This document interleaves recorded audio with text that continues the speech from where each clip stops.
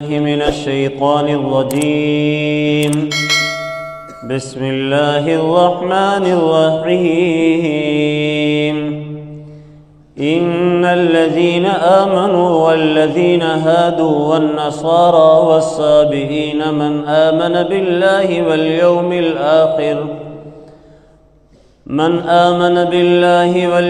الآخر وعمل صالحا فلهم أجرهم عند ربهم ولا خوف عليهم ولا هم يحزنون. آمنت بالله صدق الله مولانا العظيم. بے شک وہ لوگ جو ایمان لائے اور وہ لوگ جو یہودی ہوئے، والنصارى اور نصرانی، والسابئین اور وہ لوگ جو سابی ہوئے، من آمن باللہ والیوم الآخر جو لوگ اللہ پر ایمان لائے اور آخرت کے دن پر، وعمل صالحا اور نیک عمل کیے، فلہم اجرہم عند ربہم تو ان کے لیے ان کا اجر ہے ان کے رب کے پاس، ولا خوف علیہم ولا هم یحزنون نہ ان پر کوئی خوف ہوگا، ولا هم یحزنون اور نہ ہی ان کو کوئی غم ہوگا۔ بنی اسرائیل کا تذکرہ چل رہا تھا، ان کے تمرد، ان کی سرکشی اور ان کی نافرمانیوں کو بیان کرنے کے بعد رب تعالیٰ نے نتیجہ سنایا تھا کہ ان پر ذلت مسکنت مسلط کر دی گئی ہے، اللہ کے غضب کے یہ مستحق ٹھہرے ہیں، اور یہ چونکہ اللہ کی آیتوں کا انکار کرتے تھے، نبیوں کو ناحق قتل کرتے تھے، اللہ کی نافرمانیاں کرتے تھے، حد سے تجاوز کرتے تھے، اس وجہ سے اللہ نے ان پر اپنا عذاب برسایا ہے۔ پھر آگے جا کر انہی کی اور خرابیاں، بنی اسرائیل کی، یہود کی اور خرابیاں بیان کی جائیں گی، لیکن آج جو آیت پڑھی ہے، اس آیت میں اللہ نے ایک اصول بیان کر دیا ہے کہ اگر ان خرابیوں کے باوجود کوئی آدمی نجات چاہتا ہو، کامیابی حاصل کرنا چاہتا ہو، تو اس کے لیے اصول یہ ہے کہ یہ اس آیت کریمہ میں جو ہم اصول بیان کرنے لگے ہیں، اس اصول پر عمل کر لے تو اللہ کریم اس کو نجات نصیب فرما دیں گے۔ چنانچہ یہاں پر 4 طبقوں کا ذکر کیا ہے۔ فرمایا ان الذین آمنوا بے شک وہ لوگ جو مومن ہوئے، ایمان لانے والے ہوئے، والذین ہادوا اور جو یہودی ہوئے، والنصارى اور جو نصرانی ہیں، والسابئین اور جو سابی ہیں۔ دوسری آیت میں ایک جگہ 5ویں گروہ کا بھی تذکرہ ہے، وہاں مجوس کا تذکرہ ہے، مجوسیوں کا بھی اللہ نے فرمایا ان کا بھی حکم یہی ہے، اگر ان کو بھی کامیابی اور نجات چاہیے تو ہم جو اصول بیان کرنے لگے ہیں اس اصول پر کاربند ہو جائیں۔ وہ اصول کیا ہے؟ وہ یہ کہ اللہ پر، آخرت کے دن پر ایمان لائیں، اللہ پر ایمان لائیں اور نیک عمل کر لیں۔ تو ظاہر ہے اللہ پر ایمان کی برکت سے، آخرت کے دن پر ایمان کی برکت سے اور نیک عملوں کی برکت سے اللہ ان کا بیڑا پار کر دے گا۔ چنانچہ پہلی بات، پہلا گروہ، ان کا میں تھوڑا تعارف کروا دوں، مومن کون ہیں، یہودی کون ہیں، نصرانی کون ہیں، سابی کون ہیں، مجوسی کون ہیں۔ فرمایا ان الذین آمنوا بے شک وہ لوگ جو مومن ہیں، ایمان والے ہیں۔ ایمان والوں سے مراد وہ لوگ ہیں جو اللہ کی ذات پر بھی ایمان رکھتے ہیں، اللہ کی صفات پر بھی ایمان رکھتے ہیں۔ صرف یہ نہیں کہ اللہ کو مانتے ہیں، ذات الہ کو مانتے ہیں، نہیں، بلکہ اللہ کی صفات پر بھی ایمان رکھتے ہیں۔ اللہ پاک ہمارے پیدا کرنے والے ہیں، خالق ہیں۔ اللہ پاک ہمیں رزق دینے والے ہیں، رازق ہیں۔ اللہ پاک ہمارے ماضی، حال، مستقبل کو جانتے ہیں، وہ علیم ہیں، عالم ہیں۔ اللہ کریم ہماری دور و نزدیک سے ساری فریادیں سنتے ہیں، وہ سمیع ہیں، سننے والے ہیں۔ اللہ کو ہمارے تمام احوال کی خبر ہے، وہ ہمیں دیکھ رہے ہیں، اللہ بصیر ہیں۔ تو صرف اللہ کی ذات پر ایمان نہیں لانا، اللہ کی صفات پر بھی ایمان لانا ہے۔ جو اللہ کی ذات پر بھی ایمان لائے، اللہ کی صفات پر بھی ایمان لائے کہ وہ مدبر السماوات والارض ہے، سارے آسمانوں زمینوں کے نظام کو چلانے والا وہی اللہ ہے، مجھے پالنے والا، مجھے دکھانے والا، مجھے سنانے والا، مجھے بلوانے والا کون ہے؟ اللہ۔ جی، جس کا اللہ کی ذات پر بھی ایمان ہے، اللہ کی صفات پر بھی ایمان ہے، وہ شخص ہے مومن۔ اور اگلی ایک بات تھوڑی سی اور ایڈ کر لیجئے، جن چیزوں کو اللہ نے ماننے کا حکم دیا ہے، جی اس پر بھی ایمان رکھتا ہے، تو وہ ہے ان الذین آمنوا، بے شک وہ لوگ جو ایمان لائے۔ تو ایمان لانے والوں سے مراد ہے اللہ کی ذات، اللہ کی صفات، اور اللہ پاک نے جن چیزوں پر ایمان لانے کا حکم دیا ہے ان کو جو مانتے ہیں وہ مومن ہیں۔ ایک طبقہ ہو گیا۔ دوسرا طبقہ ہے والذین ہادو، اور وہ لوگ جو یہودی ہوئے۔ یہ یہودی سے مراد حضرت موسیٰ علیہ السلام کو ماننے والے ہیں، جن کا تورات پر ایمان تھا۔ اب ان کو یہودی کیوں کہتے ہیں؟ تو بعض نے تو کہا کہ اصل میں حضرت یعقوب علیہ السلام کے چوتھے بیٹے کا نام یہودا تھا، اور یہ اس کی اولاد میں سے ہیں، اس وجہ سے ان کو یہودی کہا جاتا ہے، ایک وجہ۔ دوسری وجہ وہ یہ ہے کہ جب حضرت موسیٰ علیہ السلام ان کے چند بندوں کو انہوں نے کتاب لے کے آئے تھے نا تورات، اور انہوں نے ماننے سے انکار کر دیا کہ لن نؤمن لک حتی نری اللہ جہرۃ، ہم تیری بات نہیں مانیں گے جب تک کہ اللہ ہمیں سامنے آ کر ہمیں نہ کہے کہ ہاں یہ میری کتاب ہے۔ حضرت موسیٰ نے کیا کیا تھا؟ کہا چلو آ جاؤ، پھر 70 بندے میرے ساتھ آؤ، 12 قبیلے تھے، ہر قبیلے کے 2 آدمی، 6 آدمی آؤ، 72 بن جائیں گے۔ لیکن 2 حضرت یوشع اور یرمیہ انہوں نے کہہ دیا تھا ہم ویسے ہی مانتے ہیں، ہمیں جانے کی ضرورت نہیں ہے۔ تو حضرت موسیٰ 70 آدمیوں کو لے کے چلے گئے۔ اب اللہ پاک نے کہہ بھی دیا یہ جو موسیٰ کتاب لے کے آیا ہے وہ کتاب میں نے دی ہے۔ تو انہوں نے، ظالموں نے پھر بھی نہیں مانا۔ اب اللہ نے اپنی تجلی گرائی، آگ جلائی، اور آگ ان پر برسا دی، یہ سارے کے سارے مر گئے۔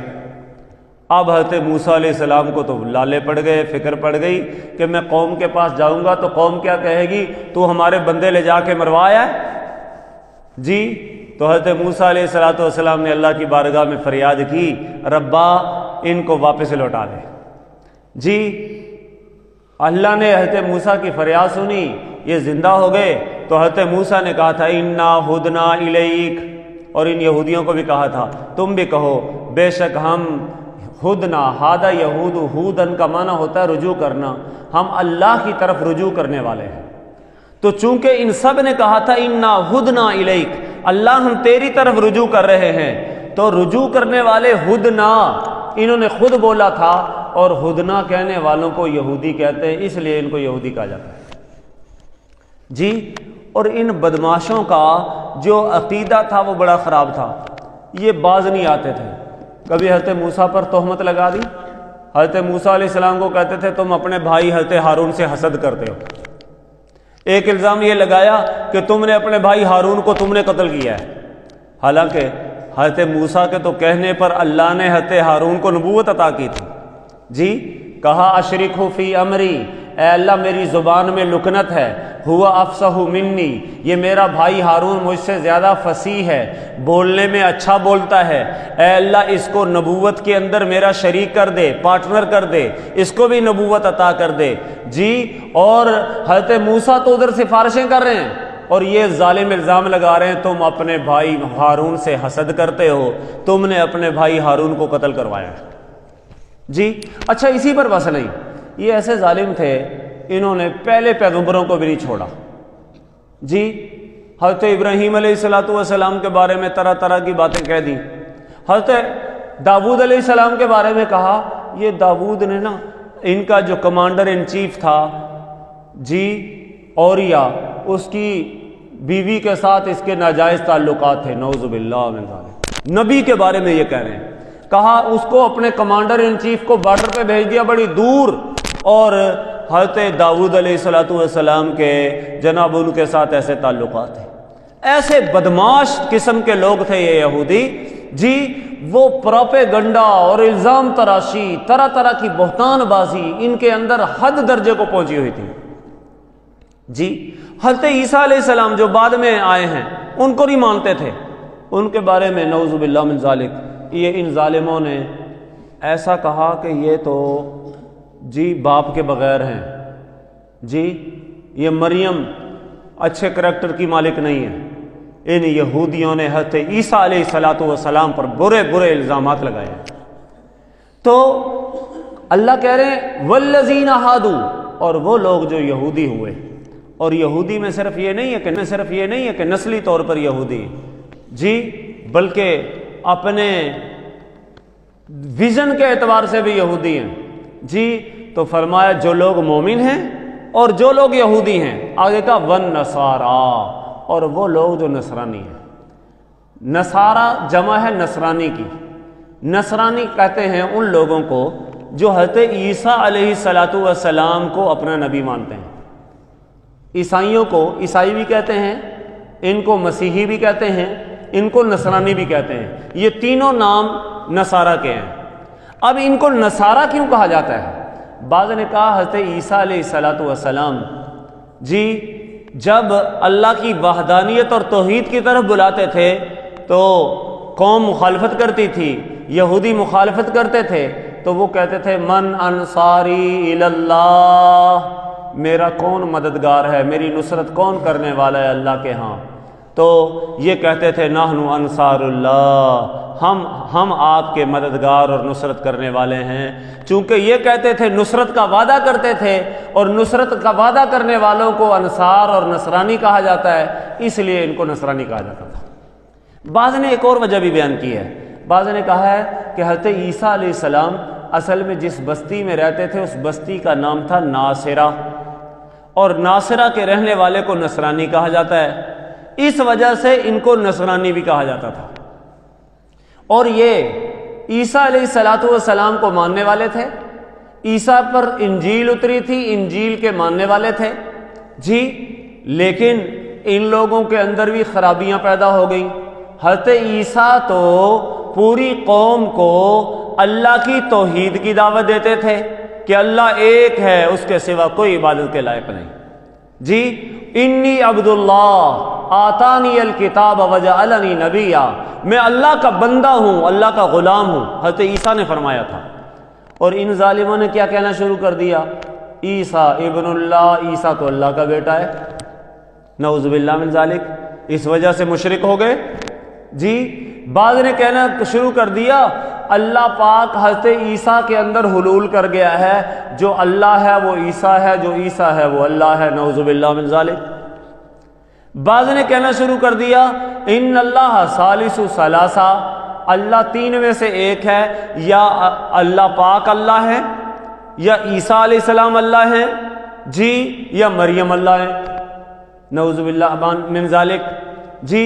اس قسم کے انہوں نے کلمات کہنا شروع کر دیے، اور ظاہر ہے اس قسم کے عقائد کی وجہ سے یہ بھی مشرک ہو گئے۔ تو فرمایا والنصارى، بے شک مومن، بے شک یہودی، بے شک وہ لوگ جو نصرانی ہیں، والصابئین، اور صابی لوگ۔ یہ صابی کون تھے؟ صابی کا معنی صبا یسبع سے، صابی ویسے کہا جاتا ہے ایسے شخص کو جو ایک دین کو چھوڑ کر دوسرے دین میں چلا جائے، ایک دین کو چھوڑ کر دوسرے دین میں چلا جائے۔ اسی وجہ سے مکہ کے مشرک بھی نبی کریم صلی اللہ علیہ وسلم کو صابی کہتے تھے۔ کیوں؟ اس لیے کہ حضور نے بتوں کی پوجا چھوڑ کر ایک اللہ کی توحید کی طرف چلے گئے تھے نا جی۔ تو صابی کہا جاتا ہے ایسے لوگوں کو جو کیا کریں جناب، ایک دین کو چھوڑ کر دوسرے دین کی طرف چلے جائیں۔ ویسے یہاں صابی سے مراد وہ لوگ ہیں جو حضرت ابراہیم علیہ الصلوۃ والسلام کو اپنا بڑا مانتے تھے جی، اور یہ کتاب جو پڑھتے تھے زبور کی تلاوت کرتے تھے جی۔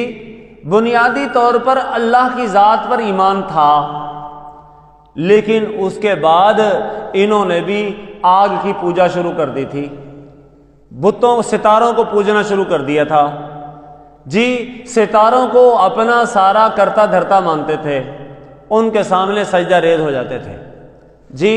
تو فرمایا بے شک وہ لوگ جو ایمان لائے مومن ہیں اور یہودی ہیں اور نصرانی ہیں اور صابین ہیں، ان میں سے اب آگے اللہ نے ایک اصول بیان کر دیا۔ مجوس کا بھی یہی حکم ہے، جو آگ کی پوجا کرنے والے ہیں، ان کے بارے میں اللہ فرما رہے ہیں یہ اگر ایک ہمارے اصول پر عمل کر لے تو ہم ان کو نجات کا فیصلہ مزدہ اور خوشخبری سنا دیتے ہیں۔ وہ اصول کیا ہے؟ من آمن باللہ والیوم الآخر، ایک تو یہ اللہ پر ایمان لے آئیں، اللہ کی ذات پر بھی ایمان لائیں، اللہ کی صفات پر بھی ایمان لائیں جی، کہ پوری کائنات کے نظام ہستی کو چلانے والا ایک اللہ ہے، بیماروں کو شفا دینے والا اللہ ہے، بانجھ کو اولاد دینے والا اللہ ہے جی، چوپایوں کو رزق دینے والا اللہ ہے، مچھلیوں کو سمندر میں اور بلوں میں چیونٹیوں کو رزق دینے والا اللہ ہے، فضاؤں میں ہواؤں میں جناب پرندوں کو رزق دینے والا اللہ ہے، پوری کائنات کے نظام کو چلانے والا اللہ ہے۔ پہلی بات یہ ہے کہ وہ اللہ کی ذات پر بھی ایمان لائیں، اللہ کی صفات پر بھی ایمان لائیں، والیوم الآخر، اور دوسرے یہ کہ جو آخری دن ہے قیامت کا دن جی، جو last day of the world ہے جی، اس دھرتی کا اس کائنات کا آخری دن ہے، اس پر ایمان لائیں کہ اس دن انصاف ہوگا جی، ظالموں کو ظلم کی سزا دی جائے گی، نیکی کرنے والوں کو نیکیوں کا بدلہ عطا کیا جائے گا۔ فرمایا جو ان دو باتوں پر ایمان لے آئیں، اللہ پر ایمان ہو، آخرت کے دن پر ایمان ہو، تو آگے وَعَمِلَ صَالِحًا، صرف ایمان کافی نہیں ہے، نیک عمل بھی کریں۔ اب اگر یہ مومن، یہودی، منافق، نصارہ اور مجوس اور صابی لوگ یہ اللہ پر، آخرت کے دن پر ایمان لے آئیں، نیک عمل کر لیں، تو اللہ کا پاک کیا فرما رہے ہیں؟ فَلَهُمْ أَجْرُهُمْ عِنْدَ رَبِّهِمْ، ان کو بھی ان کے رب کے پاس اجر ملے گا، اللہ ان کے کفر شرک کو معاف کر دے گا جی۔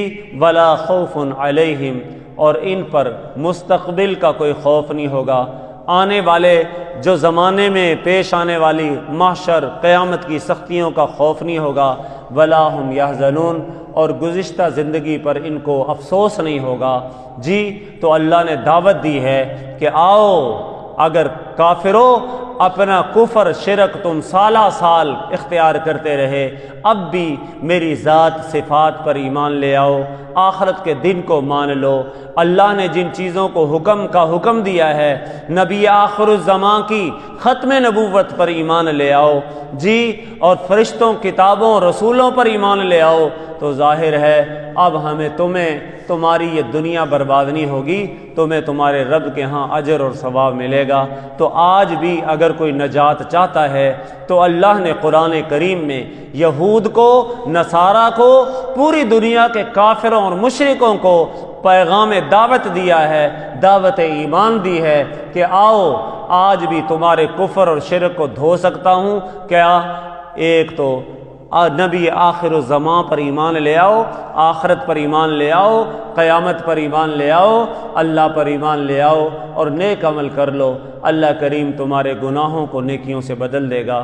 اللہ کریم ہم سب کو ایمان، اعمال والی زندگی نصیب فرمائے۔ وآخر دعوانا ان الحمد للہ رب